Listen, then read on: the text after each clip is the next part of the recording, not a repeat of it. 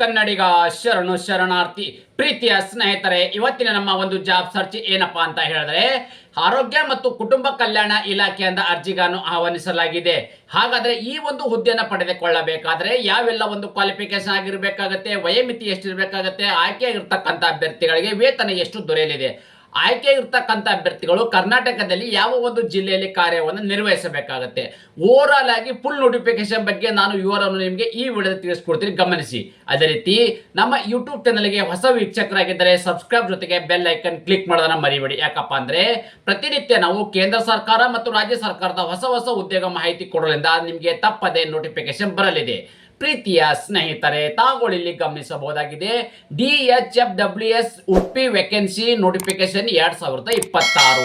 ಸ್ನೇಹಿತರೆ, ಯಾವ ಇಲಾಖೆಯಪ್ಪ ಅಂತ ನಿಮಗೆ ಮೊದಲೇ ಹೇಳಿದ ಹಾಗೆ ತಾವುಗಳು ಇಲ್ಲಿ ಗಮನಿಸಬಹುದಾಗಿದೆ, district health and family welfare society Udupi ಅಂದ್ರೆ DHFWS ಉಡುಪಿ ಕೇಂದ್ರದಲ್ಲಿ ಇರ್ತಕ್ಕಂಥ ಒಂದು ಇಲಾಖೆಯಿಂದ ಅರ್ಜಿಗಳನ್ನು ಆಹ್ವಾನಿಸಲಾಗಿದೆ. ಅದೇ ರೀತಿ ಒಟ್ಟು ಹುದ್ದೆಗಳು ಎಷ್ಟಪ್ಪ ಅಂತಂದ್ರೆ 43 ಹುದ್ದೆಗಳ ಅರ್ಜಿಗಳನ್ನು ಆಹ್ವಾನಿಸಲಾಗಿದೆ. ಹಾಗಾದ್ರೆ ಆಯ್ಕೆ ಇರ್ತಕ್ಕಂಥ ಅಭ್ಯರ್ಥಿಗಳು ಎಲ್ಲಿ ಒಂದು ಕೆಲಸವನ್ನು ನಿರ್ವಹಿಸಬೇಕಪ್ಪ ಅಂದ್ರೆ ಉಡುಪಿ ಜಿಲ್ಲೆಯಲ್ಲಿ ಕೆಲಸವನ್ನ ನಿರ್ವಹಿಸಬೇಕಾಗತ್ತೆ. ಅದೇ ರೀತಿ ಯಾವೆಲ್ಲ ಒಂದು ಹುದ್ದೆಗಳು ಕರೆದಿದ್ದಾರಪ್ಪ ಅಂದ್ರೆ ನರ್ಸು, ಮಲ್ಟಿ ಮತ್ತು ರೆಪ್ಯುಲೇಷನ್ ಇರ್ತಕ್ಕಂಥ ವರ್ಕರ್ ಇರ್ತಕ್ಕಂಥ ಹುದ್ದೆಗಳು ಅಂದ್ರೆ ವಿವಿಧ ಹುದ್ದೆಗಳ ಅರ್ಜಿಗಳನ್ನು ಆಹ್ವಾನಿಸಲಾಗಿದೆ. ಆಯ್ಕೆಯಾಗಿರ್ತಕ್ಕಂಥ ಅಭ್ಯರ್ಥಿಗಳಿಗೆ ಪ್ರತಿ ತಿಂಗಳು ಸಿಗ್ತಕ್ಕಂಥ ವೇತನ ಎಷ್ಟಪ್ಪ ಅಂದ್ರೆ 14,044 ರೂಪಾಯಿಂದ 1,10,10,000 ರೂಪಾಯಿವರೆಗೂ ಪ್ರತಿ ತಿಂಗಳು ಸಿಗ್ತಕ್ಕಂಥ ವೇತನವಾಗಿದೆ. ಪ್ರೀತಿಯ ಸ್ನೇಹಿತರೆ, ತಾವುಗಳು ಇಲ್ಲಿ ಗಮನಿಸಬಹುದಾಗಿದೆ, ಏನು DHFW Udupi vacancy details wise ಇರ್ತಕ್ಕಂಥ ಒಂದು ಸ್ಯಾಲರಿ ಅಂದ್ರೆ ಯಾವೆಲ್ಲ ಒಂದು ಹುದ್ದೆಗಳು ಕರೆದಿದ್ದಾರೆ, ಆ ಹುದ್ದೆಗೆ ಅನುಗುಣವಾಗಿ ಎಷ್ಟು ಹುದ್ದೆಗಳು ಕರೆದಿದ್ದಾರೆ ಮತ್ತು ಯಾವ್ಯಾವ ಹುದ್ದೆಗೆ ಎಷ್ಟು ವೇತನವನ್ನು ನೀಡಲಾಗುವುದು ಕೂಲಂಕುಷವಾಗಿ ನಾನು ನಿಮ್ಗೆ ಇಲ್ಲಿ ಮಾಹಿತಿ ಹೇಳ್ತೀನಿ, ಗಮನಿಸಿ.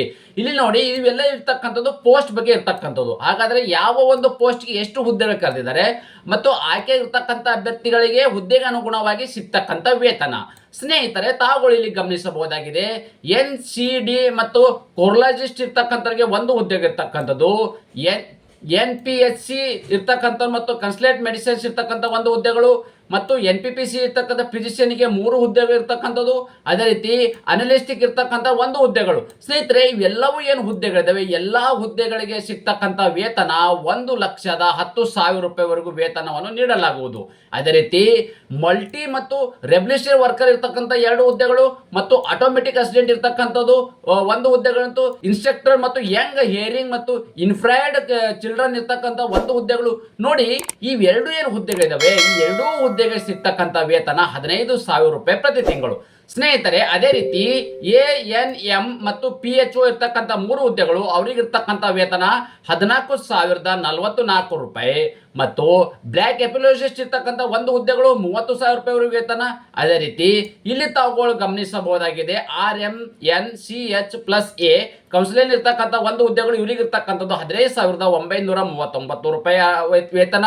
ಲ್ಯಾಬೊರೇಟರಿ ಮತ್ತು ಟೆಕ್ನಿಷಿಯನ್ಗೆ ಒಂದು ಹುದ್ದೆಗಳು, ಇವರಿಗಿರ್ತಕ್ಕಂಥ ವೇತನ 15,000 ರೂಪಾಯಿ ಮತ್ತು ಫಾರ್ಮಸಿಸ್ಟ್ ಇರ್ತಕ್ಕಂಥ 2 ಹುದ್ದೆಗಳು, ಇವರಿಗಿರ್ತಕ್ಕಂಥ ವೇತನ 15,555 ರೂಪಾಯಿ ಮತ್ತು ಜೂನಿಯರ್ ಹೆಲ್ತ್ ಅಸಿಸ್ಟೆಂಟ್ ಇರ್ತಕ್ಕಂಥ ಒಂದು ಹುದ್ದೆಗಳು, ಇವರಿಗಿರ್ತಕ್ಕಂಥ ವೇತನ 14,044 ರೂಪಾಯಿ. ನರ್ಸ್ ಹುದ್ದೆಗೆ ಸಂಬಂಧಪಟ್ಟ ಅಭ್ಯರ್ಥಿಗಳಿಗೆ 24 ಹುದ್ದೆಗೆ ಇರ್ತಕ್ಕಂಥದ್ದು, ಇವರಿಗಿರ್ತಕ್ಕಂಥ ವೇತನ 15,555 ರೂಪಾಯಿಗಳು. ಸ್ನೇಹಿತರೆ, ಇಲ್ಲಿ ಯಾವೆಲ್ಲ ಒಂದು ಹುದ್ದೆಗಳು ಕರೆದಿದ್ದಾರೆ, ಆ ಹುದ್ದೆಗೆ ಅನುಗುಣವಾಗಿ ಎಷ್ಟು ಹುದ್ದೆಗಳು ಕರೆದಿದ್ದಾರೆ ಮತ್ತು ಆಯ್ಕೆ ಇರ್ತಕ್ಕಂಥ ಅಭ್ಯರ್ಥಿಗಳು ಹುದ್ದೆಗೆ ಅನುಗುಣವಾಗಿ ವೇತನ ಎಷ್ಟು ನೀಡಲಾಗುವುದು ಎಂಬುದನ್ನು ಕೂಲಂಕುಷವಾಗಿ ನಾವಿಲ್ಲಿ ಮಾಹಿತಿ ನೋಡಿದ್ದೇವೆ. ಅದೇ ರೀತಿ ಇಲ್ಲಿ ಇನ್ನೊಂದು ಮುಖ್ಯವಾಗಿ ಏನಪ್ಪಾ ಅಂದ್ರೆ, ಯಾವೆಲ್ಲ ಒಂದು ಅಭ್ಯರ್ಥಿಗಳು ಯಾವ ಒಂದು ಹುದ್ದೆಗೆ ಅರ್ಜಿಗಳನ್ನು ಸಲ್ಲಿಸಬಹುದು ಅಂದ್ರೆ ತಾವುಗಳು ಇಲ್ಲಿ ಗಮನಿಸಬಹುದಾಗಿದೆ, ಇಲ್ಲಿರ್ತಕ್ಕಂಥ ಪೋಸ್ಟ್ಗಳು ಇರ್ತಕ್ಕಂಥ ಕ್ವಾಲಿಫಿಕೇಶನ್ ಅಂದ್ರೆ ಯಾವ ಒಂದು ಕ್ವಾಲಿಫಿಕೇಶನ್ ಆಗಿರ್ತಕ್ಕಂಥ ಅಭ್ಯರ್ಥಿಗಳು ಯಾವ ಒಂದು ಹುದ್ದೆಗೆ ಅರ್ಜಿಗಳನ್ನು ಸಲ್ಲಿಸಬಹುದು ಅಂತ ನಾವು ಮಾಹಿತಿ ನೋಡಿದ್ರೆ, NCDB ಮತ್ತು ಕ್ಲೋಸಿಸ್ಟ್ ಇರ್ತಕ್ಕಂಥವ್ರಿಗೆ ಮತ್ತು NP ಮತ್ತು SCE ಇರ್ತಕ್ಕಂಥ ಕನ್ಸಲೇಟ್ ಮತ್ತು ಮೆಡಿಸಿನ್ಗೆ ಇರ್ತಕ್ಕಂಥ MBBS MD ಆಗಿರ್ತಕ್ಕಂಥ ಅಭ್ಯರ್ಥಿಗಳು ಮತ್ತು NPPC ಮತ್ತು ಫಿಸಿಷಿಯನ್ ಹುದ್ದೆಗೆ ಸಂಬಂಧಪಟ್ಟ ಈ 3 ಹುದ್ದೆಗೆ ಸಂಬಂಧಪಟ್ಟ ಅಭ್ಯರ್ಥಿಗಳು, MBBS ಮತ್ತು MD ಪಾಸ್ ಆಗಿರ್ತಕ್ಕಂಥ ಅಭ್ಯರ್ಥಿಗಳು ಈ ಒಂದು ಹುದ್ದೆಗೆ ಅರ್ಜಿಗಳನ್ನು ಸಲ್ಲಿಸಬಹುದಾಗಿದೆ. ಅದೇ ರೀತಿ ಅನಲಿಟಿಕ್ಸ್ ಇರ್ತಕ್ಕಂಥವರಿಗೆ DA ಮತ್ತು DNB ಮತ್ತು MD ಆಗಿರ್ತಕ್ಕಂಥ ಅಭ್ಯರ್ಥಿಗಳು ಹುದ್ದೆಗೆ ಅರ್ಜಿಯನ್ನು ಸಲ್ಲಿಸಬಹುದಾಗಿದೆ. ಅದೇ ರೀತಿ ಮಲ್ಟಿ ಮತ್ತು ರೆಬ್ಯುಲೇಷನ್ ವರ್ಕರ್ ಇರ್ತಕ್ಕಂಥವರಿಗೆ ಇಲ್ಲಿ 12th ಪಾಸ್ ಸಾಕು, ಈ ಒಂದು ಹುದ್ದೆಗೆ ಅರ್ಜಿಗಳನ್ನು ಸಲ್ಲಿಸಬಹುದಾಗಿದೆ. ಇದೇ ರೀತಿ ಇಲ್ಲಿ ಇನ್ನೊಂದು ಏನಪ್ಪಾ ಅಂದ್ರೆ ಆಟೋಮೆಟ್ರಿಕ್ ಅಸಿಸ್ಟೆಂಟ್ ಇರ್ತಕ್ಕಂಥ ಹುದ್ದೆಗೆ ಇಲ್ಲಿ ಮತ್ತು ಇನ್ಸ್ಟ್ರಕ್ಟರ್ ಯಂಗ್ ಹಿಯರಿಂಗ್ ಮತ್ತು ಇನ್ಪ್ಲೈಡ್ ಚಿಲ್ಡ್ರನ್ ಅಂತ ಇವೆರಡೂ ಹುದ್ದೆಗೆ ಸಂಬಂಧಪಟ್ಟ ಅಭ್ಯರ್ಥಿಗಳಿಗೆ ಡಿಪ್ಲೊಮಾ ಇನ್ ಹಿಯರಿಂಗ್ ಲ್ಯಾಂಗ್ವೇಜ್ ಬಗ್ಗೆ ಕ್ವಾಲಿಫಿಕೇಶನ್ ಆದರೂ ಸಾಕು ಈ ಒಂದು ಹುದ್ದೆಗೆ ಅರ್ಜಿಯನ್ನು ಸಲ್ಲಿಸಬಹುದಾಗಿದೆ. ಅದೇ ರೀತಿ ANM ಮತ್ತು PHCO ಇರ್ತಕ್ಕಂಥವರಿಗೆ ಇಲ್ಲಿ ಇವರಿಗೆ ಇರ್ತಕ್ಕಂಥ ಕ್ವಾಲಿಫಿಕೇಶನ್ ಏನಪ್ಪಾ ಅಂದ್ರೆ ANM ಕ್ವಾಲಿಫಿಕೇಶನ್ ಆಗಿರಬೇಕಾಗತ್ತೆ. ಬ್ಲಾಕ್ ಮತ್ತು ಎಫಾಲಜಿಸ್ಟ್ ಇರ್ತಕ್ಕಂಥ MBBS MD ಮತ್ತು MPH ಆಗಿರ್ತಕ್ಕಂಥ ಅಭ್ಯರ್ಥಿ ಹುದ್ದೆಗೆ ಅರ್ಜಿ ಸಲ್ಲಿಸಬಹುದಾಗಿದೆ. RMC ಮತ್ತು ಇಲ್ಲಿ ಇನ್ನೊಂದಪ್ಪ ಅಂದ್ರೆ +A ಕೌನ್ಸಿಲರ್ ಇರ್ತಕ್ಕಂಥ BSc ಆಗಿರ್ತಕ್ಕಂಥ ಅಭ್ಯರ್ಥಿ ಅರ್ಜಿ ಸಲ್ಲಿಸಬಹುದಾಗಿದೆ. ಲ್ಯಾಬೋರೇಟರಿ ಟೆಕ್ನಿಷಿಯನ್ಗೆ ಇಲ್ಲಿ TMLT ಮತ್ತು MLT ಮತ್ತು BSc MSc ಪಾಸ್ ಸಾಕು ಈ ಒಂದು ಹುದ್ದೆಗೆ ಅರ್ಜಿಗೆ ಸಲ್ಲಿಸಬಹುದಾಗಿದೆ. ಅದೇ ರೀತಿ ಫಾರ್ಮಸಿಸ್ಟ್ ಇರ್ತಕ್ಕಂಥ ಹುದ್ದೆಗೆ ಸಂಬಂಧಪಟ್ಟ ಅಭ್ಯರ್ಥಿಗಳು D ಫಾರ್ಮ್ ಮತ್ತು B ಫಾರ್ಮಸಿ ಆಗಿರ್ತಕ್ಕಂಥ ಅಭ್ಯರ್ಥಿಗಳು ಈ ಒಂದು ಹುದ್ದೆಗೆ ಅರ್ಜಿಗೆ ಸಲ್ಲಿಸಬಹುದಾಗಿದೆ. ಅದೇ ರೀತಿ ಜೂನಿಯರ್ ಹೆಲ್ತ್ ಮತ್ತು ಅಸಿಸ್ಟೆಂಟ್ ಇರ್ತಕ್ಕಂಥವರಿಗೆ 10ನೇ ತರಗತಿ ಪ್ಲಸ್ PUC ಪಾಸ್ ಆದರೂ ಸಾಕು ಈ ಒಂದು ಹುದ್ದೆಗೆ ಅರ್ಜಿಗೆ ಸಲ್ಲಿಸಬಹುದಾಗಿದೆ. ಅದೇ ರೀತಿ ನರ್ಸ್ ಹುದ್ದೆಗೆ ಸಂಬಂಧಪಟ್ಟ ಅಭ್ಯರ್ಥಿಗಳು ಡಿಪ್ಲೊಮಾ BSc ಮತ್ತು GNM ಕ್ವಾಲಿಫಿಕೇಶನ್ ಆಗಿರ್ತಕ್ಕಂಥ ಅಭ್ಯರ್ಥಿಗಳು ಈ ಒಂದು ಹುದ್ದೆಗೆ ಅರ್ಜಿಗಳನ್ನು ಸಲ್ಲಿಸಬಹುದಾಗಿದೆ. ಅದೇ ರೀತಿ ತಾವುಗಳು ಇಲ್ಲಿ ಗಮನಿಸಬಹುದು ವಯೋಮಿತಿ ಅಂದ್ರೆ ಒಂದು ಏಜ್ ಲಿಮಿಟ್ ಬಗ್ಗೆ ಇರ್ತಕ್ಕಂಥ ಒಂದು ಹುದ್ದೆಗಳ ಬಗ್ಗೆ ಮಾಹಿತಿ ನೋಡೋದಾದ್ರೆ ತಾವುಗಳು ಇಲ್ಲಿ ಗಮನಿಸ್ತಾ ಇದ್ರಿ district health and family welfare society Udupi ಅಂದ್ರೆ ಇವರ ಒಂದು ಗೈಡ್ಲೈನ್ಸ್ ಪ್ರಕಾರ ಅಂದ್ರೆ ಇವರ ಒಂದು ಅಧೀನದಲ್ಲಿ ಇರ್ತಕ್ಕಂಥ ಒಂದು ಗೈಡ್ಲೈನ್ಸ್ ಪ್ರಕಾರ ಒಂದು ಹುದ್ದೆಗೆ ಇಲ್ಲಿ ವಯೋಮಿತಿಯಲ್ಲಿ ಕೂಡ ಸಲ್ಲಿಕೆಯನ್ನು ನೀಡಲಾಗುವುದು. ಸ್ನೇಹಿತರೆ ಈ ಒಂದು ಅರ್ಜಿಗಳನ್ನ ಹೇಗೆ ಸಲ್ಲಿಸಬೇಕು ಅಂತ ನಾವು ಮಾಹಿತಿ ನೋಡಿದ್ರೆ ತಾವುಗಳಲ್ಲಿ ಗಮನಿಸಬಹುದಾಗಿದೆ. ಮೊದಲನೇದಾಗಿ ಈ ಎಲ್ಲವೂ ಹುದ್ದೆಗಳಿದಾವೆ ಎಲ್ಲವೂ ಕೂಡ ಆಫ್ಲೈನ್ ಮೂಲಕ ಅರ್ಜಿಗಳನ್ನು ಸಲ್ಲಿಸಬೇಕು. ಈ ಆಫ್ಲೈನ್ ಮೂಲಕ ಅರ್ಜಿ ಸಲ್ಲಿಸಬೇಕಾದ್ರೆ ಒಂದು ಅಪ್ಲಿಕೇಶನ್ ಫಾರ್ಮೆಟ್ ಇದೆ. ಆ ಒಂದು ಫಾರ್ಮೆಟ್ ನನ್ನ ಟೆಲಿಗ್ರಾಮ್ಗೆ ಜಾಯ್ನ್ ಆಗಿ ಒಂದು ಯೂಟ್ಯೂಬ್ ಡಿಸ್ಕ್ರಿಪ್ಷನ್ ಬಾಕ್ಸ್ ಅಲ್ಲಿ ನಾನು ಟೆಲಿಗ್ರಾಮ್ ಲಿಂಕ್ ಅನ್ನು ಕೊಟ್ಟಿರ್ತೇನೆ. ಡೈರೆಕ್ಟ್ ಆಗಿ ನೀವು ಅಲ್ಲಿ ಜಾಯ್ನ್ ಆಗಿ ಅಲ್ಲಿ ಒಂದು ಅಪ್ಲಿಕೇಶನ್ ಫಾರ್ಮೆಟ್ ಅನ್ನು ಕೊಟ್ಟಿರ್ತೇನೆ ಟೆಲಿಗ್ರಾಮ್ ಅಲ್ಲಿ.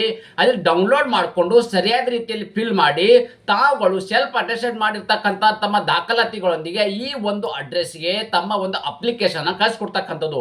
ಅಡ್ರೆಸ್ ಯಾವುದಪ್ಪ ಅಂದ್ರೆ the district project management unit NHM district health and family welfare officers ಮತ್ತು ಆಫೀಸ್ ಉಡುಪಿ ಈ ಒಂದು ಅಡ್ರೆಸ್ಗೆ ತಮ್ಮ ಅರ್ಜಿಗಳನ್ನ ಕಳಿಸ್ಕೊಡ್ತಕ್ಕಂಥದ್ದು. ಯಾವಾಗಪ್ಪ ಅಂದ್ರೆ ಬಿಫೋರು 16 ಜನವರಿ 2026 ಇಷ್ಟರ ಒಳಗಡೆನೆ ತಮ್ಮ ಅರ್ಜಿಗಳನ್ನ ಅಲ್ಲಿಗೆ ಸಲ್ಲಿಸಬೇಕಾಗತ್ತೆ. ಸ್ನೇಹಿತರೆ ಅರ್ಜಿ ಸಲ್ಲಿಕೆ ದಿನಾಂಕಗಳ ಬಗ್ಗೆ ನಾವಿಲ್ಲಿ ಮಾಹಿತಿ ನೋಡೋಣ ತಾವುಗಳು ಗಮನಿಸ್ತಾ ಇದ್ದೀರಿ. ಅಪ್ಲಿಕೇಶನ್ ಪ್ರಾರಂಭ ದಿನಾಂಕ 31 ಡಿಸೆಂಬರ್ 2025. ಅರ್ಜಿ ಸಲ್ಲಿಸಲು ಕೊನೆಯ ದಿನಾಂಕ ಯಾವಾಗಪ್ಪ ಅಂದ್ರೆ 16 ಜನವರಿ 2026. ಅರ್ಜಿ ಸಲ್ಲಿಸಲು ಕೊನೆಯ ದಿನಾಂಕ 16 ಜನವರಿ 2026 ಇಷ್ಟು ಒಳಗಡೆನೆ ತಮ್ಮ ಅರ್ಜಿಗಳನ್ನು ನಾನು ಹೇಳಿರ್ತಕ್ಕಂಥ ಒಂದು ಅಡ್ರೆಸ್ಗೆ ತಮ್ಮ ಅರ್ಜಿಗಳನ್ನು ಸಲ್ಲಿಸಬೇಕಾಗತ್ತೆ.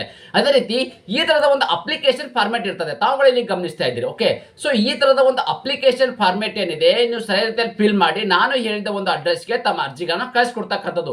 ಸ್ನೇಹಿತರೆ ಈ ತರದ ಒಂದು ಉದ್ಯೋಗ ಮಾಹಿತಿ ನೀವು ಇಷ್ಟಪಡುತ್ತೀರಿ ಎಂದು ಭಾವಿಸುತ್ತೇನೆ. ಈ ಉದ್ಯೋಗ ಮಾಹಿತಿ ನಿಮಗೆ ಇಷ್ಟವಾದರೆ ನಿಮ್ಮ ಫ್ಯಾಮಿಲಿಗೂ ಫ್ರೆಂಡ್ಸ್ಗೂ ಶೇರ್ ಮಾಡಲು ಮರೆಯದಿರಿ. ಧನ್ಯವಾದ.